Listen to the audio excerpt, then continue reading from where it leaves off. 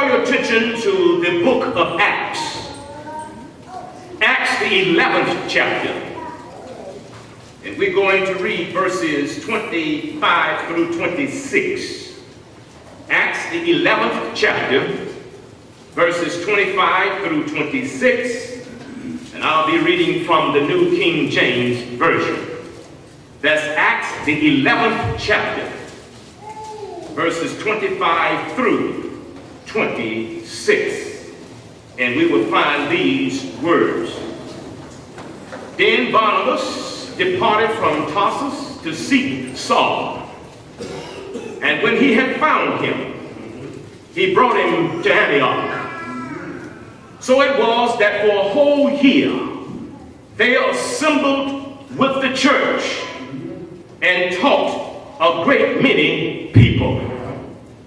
And the disciples were first called Christians in Antioch. And the disciples were first called Christians in Antioch. What is a Christian? Right. It's a subject that we're going to talk about this morning. What is a Christian? Since they were called Christians first at Antioch, we need to know what a Christian is. Since this is Christian Education Month, I thought this would be appropriate for us to understand what is a Christian. What is a Christian? There was something about the gravity of the way they lived, something about the way they taught, the way they loved, the way they treated one another, that they were first called Christians at Antioch. Their attitudes, their dispositions, their devotion, their unselfishness resembled the man from Galilee. Yes, sir. They were called Christians because they acted like Jesus Christ. Yes, sir. They stood out. They were distinguishable. They were identifiable from others in society. Just think of the impact we could have on world society if we would live like, love like, and serve like Jesus Christ. Now, if I would tap people on the shoulders and ask, what is a Christian? I would get a variety of responses. You see, today the word Christian is so widely and loosely used, it is difficult to know what a Christian is. There is no consensus of definition what a Christian is. You see, Christian is only mentioned 3 times in the New Testament. And over 2 billion people claim to be Christians. People who are fussing and cussing claim to be Christians. People who are racist and sexist claim to be Christians. Catholic priests who sexually abuse children claim to be Christians. People who remain silent about the abuse claim to be Christians. People who are lying, people who are stealing, people who are robbing God and one another claim to be Christians. Whatever people are doing, however way they are living, whatever position they take for or against something, they all claim to be Christians. Whether they are on the political right or left, whether they are conservative or liberal, whether they are capitalists or socialists, whether they are integrationists or segregationists, whether Christian. Abraham Lincoln said that they read the same Bible and pray to the same God, and each invokes God's aid against the other, but yet they claim to be Christian. Did y'all hear what I said? You see, Christians are so divided down racial, denominational, social, economic, and political lines. Today it is confusing what Christian is. Maybe this is why the German philosopher Friedrich Nietzsche said, before I believe in their Redeemer, they got to act like they are redeemed. Maybe this is why Mahatma Gandhi said that I like your Christ, but I do not like your Christians. Your Christians are so unlike your Christ. People who claim to be Christian are doing things that are reprehensible. And it is difficult to know what a Christian is. You see, Christians have become so indistinguishable from the world. Can't recognize a child of God from a child of the devil. They act alike. They talk alike. They live alike. They sing alike. And sometimes they dance alike. Did y'all hear what I said? Yes, sir. Now there's talk about why so many Christians are silent about a president who is pushing us apart instead of bringing us together. People are wondering why so many Christians won't speak out against a president who makes a false equivalency between white nationalists and those who oppose their philosophy. Does making America great again mean winking your eye at white nationalists while claiming to drain the swamp? Well, the swamp is not drained. The swamp has become swampier. The swamp has become nastier. The swamp has become more corrosive. Are y'all hearing me?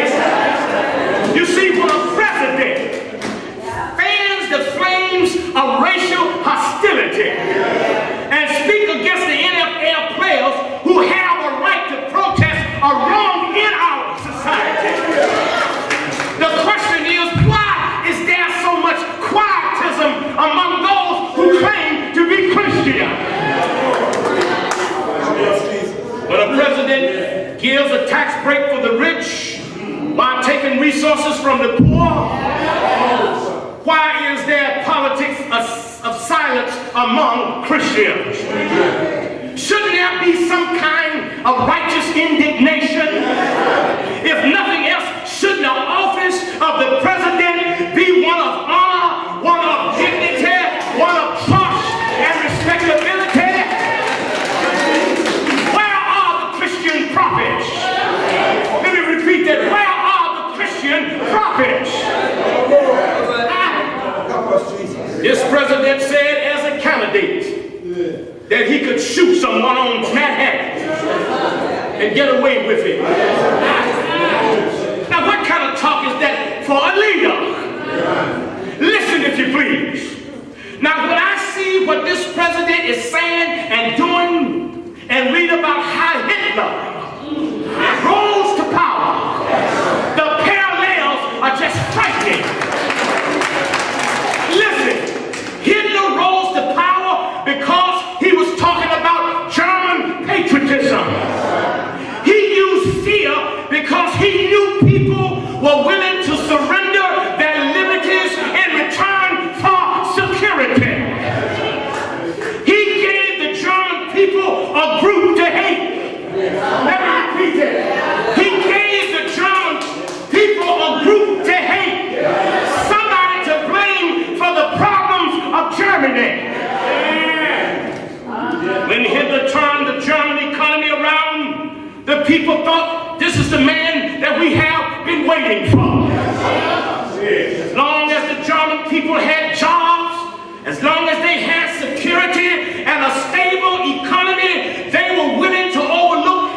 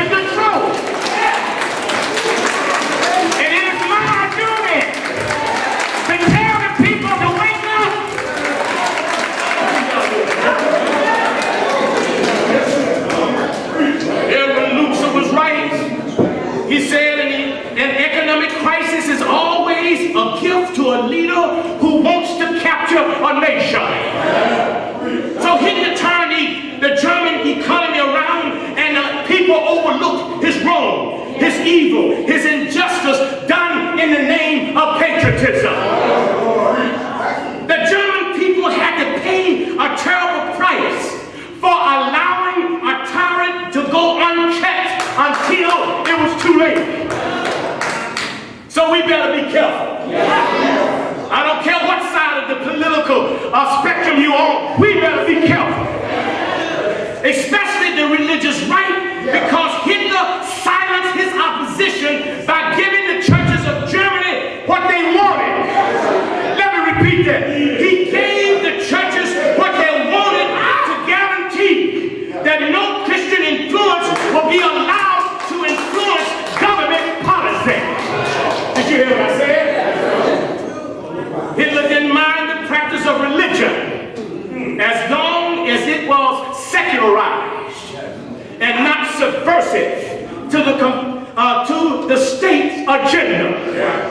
The old saying goes, if we don't know history, we're going to do it to repeat it.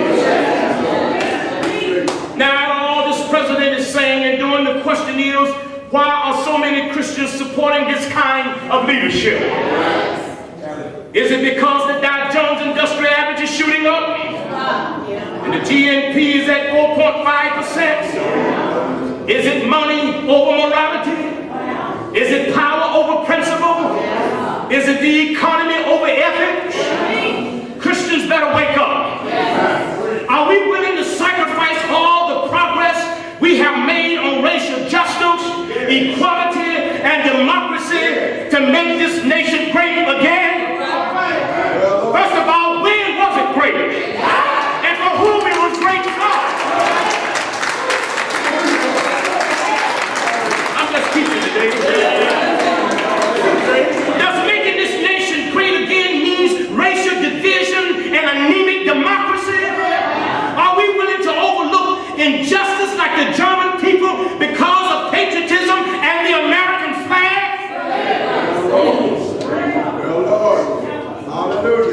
We really want to be great. Then let justice roll down like water and righteousness like a mighty stream. If we really want to be great, then do justly, love mercy, and walk humbly with God. That's what makes a nation great. Righteousness exalts a nation, but sin is a reproach to any people.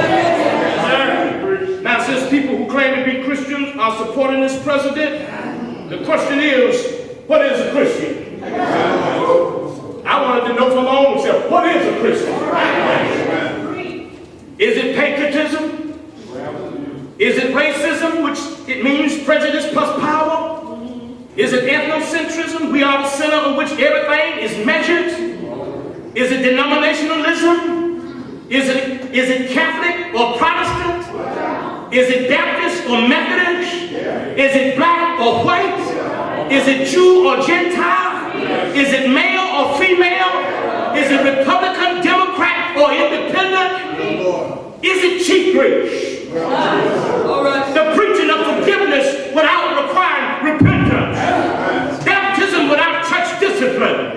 Communion without confession. Grace without discipleship. Without the cross, without Jesus Christ living and incarnate. Or is it costly grace, which calls a Christian to follow Jesus Christ? Or is it a bidding of one to come and give his life for Jesus Christ? Now let me say this, and I'm not done. I know Christians are not monolithic. They don't see reality from the same lenses. They don't worship the same. Their cultural expressions are not the same. Their songs are not the same. They have diverse perspectives, opposite opinions, different economic, social, and political positions. Differences among Christians is not what is confusing about what a Christian is. We can deal with the differences among Christians. We can deal with racial differences. We can deal with cultural and artistic differences. We can deal with social, economic, and political differences. These differences are not the problem. The problem is, regardless of the differences, justice, righteousness, equality, love, and forgiveness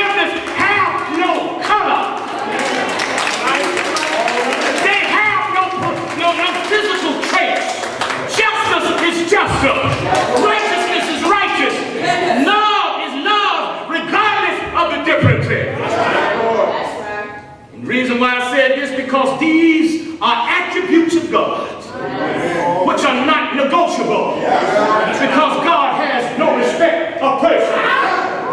So don't call yourself a Christian and won't criticize a man that's passing policies against the poor. Don't call yourself a Christian and people right there in Puerto Rico have been written off because they don't look like the man in the Oval Office. Don't call yourself a Christian. I wish you prayed this one. My brothers and sisters, if we are upholding justice, if we are upholding righteousness, equality, and love, and forgiveness from people based upon the color of their skin, based upon their zip code, based upon their education class, then we are not a Christian. Brothers and sisters, as I come to a close, a Christian is not a definition, but it's discipleship. It is not legalism, but a lifestyle. It is not aptitude, but Christ-like attitude. It is not a religion, but a relationship. It is not a category, but a conviction that Jesus Christ is Lord. It is not a title, but truth-telling. It is not opulence, but it's obedient to God through Jesus Christ. The scripture says that God was in Christ, reconciling the world to himself. My brothers and sisters, true Christians have God's Spirit in them, giving them the power to be the salt of the earth, be the light of the world, to live and tell the truth, even when it is inconvenient, giving them the power to love their enemies, bless them that curse them, do good to them that hate them, and pray for them that despitefully use and persecute them. A Christian is living out the fruit of the Spirit, living out love and joy and peace and long suffering, gentleness and goodness and faith and meekness and temperance, of which that is no law. This is why we all ought to be saying with the hymnologists, Lord, I want to be a Christian in my heart. Lord, I want to be more loving in my heart. Lord, I want to be holy in my heart. Lord, I want to be like Jesus in my heart. Lord, I want to be like Jesus in my heart. Not just in my head, but in my heart. Not just in my hand, but in my heart. Not just in my feet, but in my heart. Yes, if Christians could be more like Jesus in their hearts, we wouldn't be talking about building walls, but building bridges. If Christians were more like Jesus in their hearts, we wouldn't be separating children from their parents. We wouldn't run over the poor and the needy with injustice. Yes, we would know that we are our brothers and sisters' keeper. This is what a Christian is, to have Jesus in our heart. It is when we pick up somebody that's been down. It is to uplift the downtrodden. That's what a Christian is. And if we don't have it in our hearts, then we're not a Christian. We're not a Christian. And so this coming election, we better be careful. Yes, sir. Because the same man that likes tyrants is acting like one. I ain't telling you who to vote for. I'm just showing you the parallel. Regardless of who you vote for, I've already voted. And let me tell you who I voted for. I voted for the man from Galilee. I voted for the man that can make a way out of no way. I voted for the one that is a bridge over troubled waters. I voted for the one that can heal your infirmities. I voted for the one that neither sleep nor slumber. I voted for him who gave his life for us.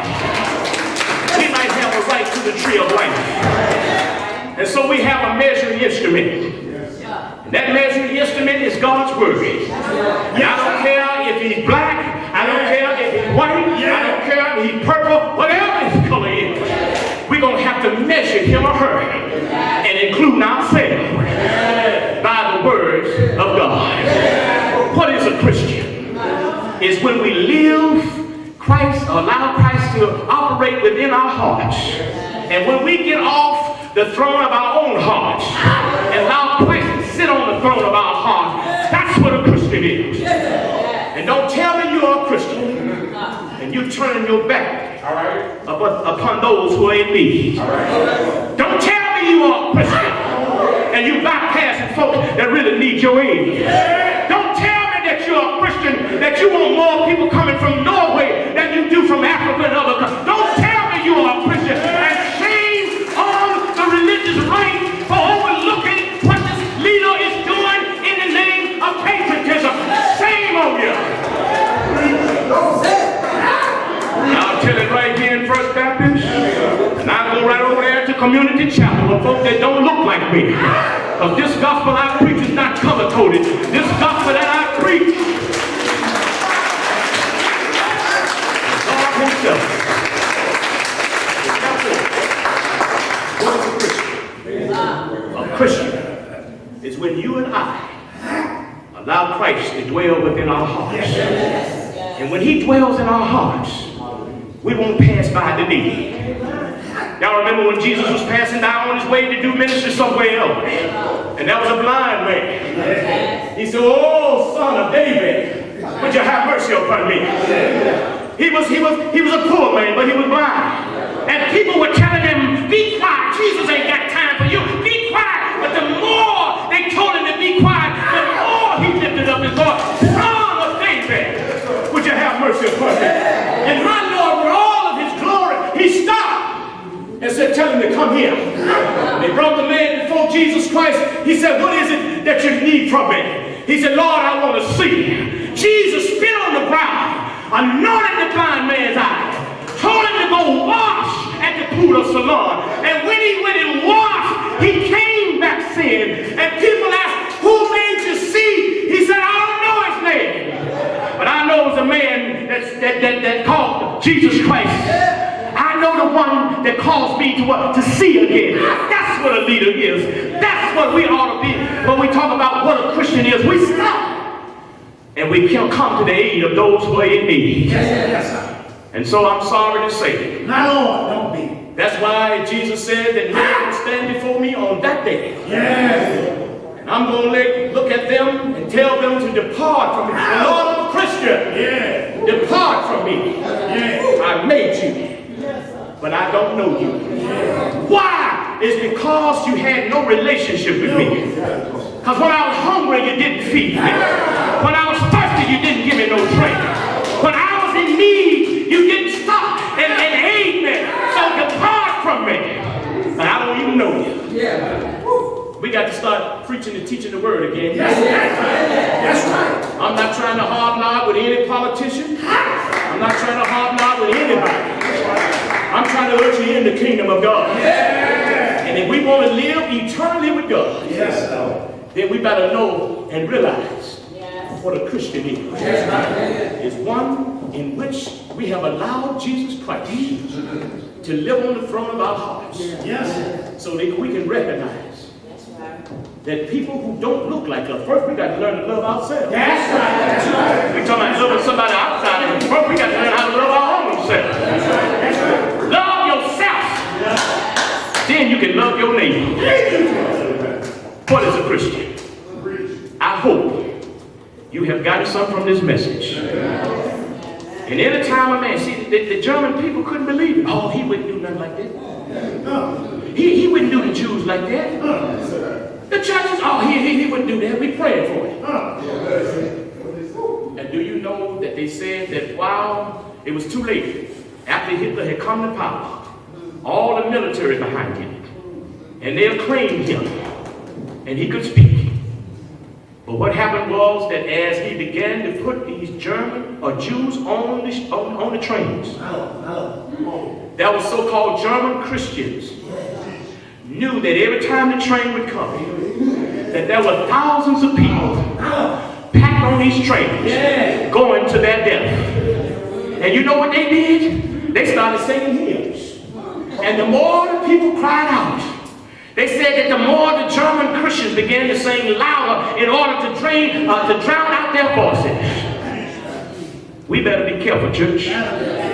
If they put the German people or the Jews in the oven, what you think they're going to do to us? Oh, Lord, the pastor, man, he come back and he talking about Trump. I'm telling you what I see. This is not what somebody told me. I'm telling you what I see. I'm telling you what I have seen and heard by this man by himself saying what he said about you. Yes, sir. Yes, sir. So whether you're Republican, whether you're Democrat, you first supposed to be a Christian. And please, if people ask you what a Christian is, you tell them it's in my heart. If he's on the throne in your heart, then it's going to show. That's what a Christian is.